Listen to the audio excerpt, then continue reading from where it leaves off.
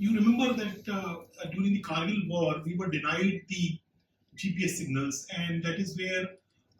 the navigation and the positioning depends on the timing, because the timing measurement, the position measurement which we do on your mobiles, like when you're coming to this location, you are trying to use a Google map,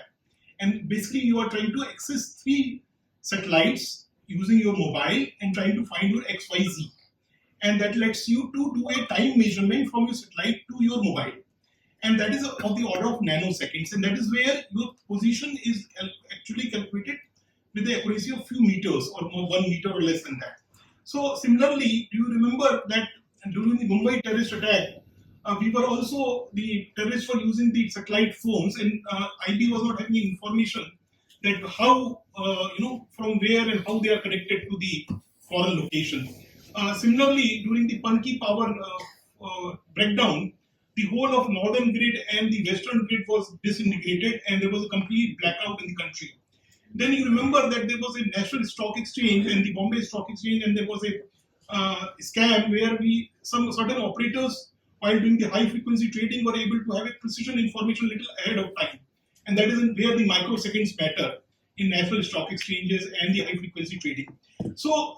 what we are talking about today is timekeeping in the country, which is still dependent on a foreign satellite like GPS, and we want to move away from GPS, and that is why the role of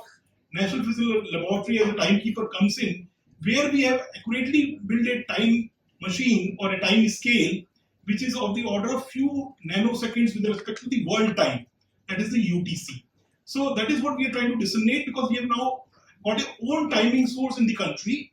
and we want to move away from GPS. So we want to now roll out this Indian Standard Time to the country and let them use in of the order of millisecond or microsecond or nanosecond, depending on the user, whether it is a navigational user or a 4G or 5G telecom operator or a data center or even a power grid or even a bank who is doing a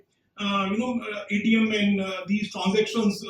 and even a Aadhaar authentication and all the time stamping with which e-registration which we do or registration of the properties which we do. So all the time stamps have to be done, and the digital signatures also depend on the timing applications. So that is what we are going to roll out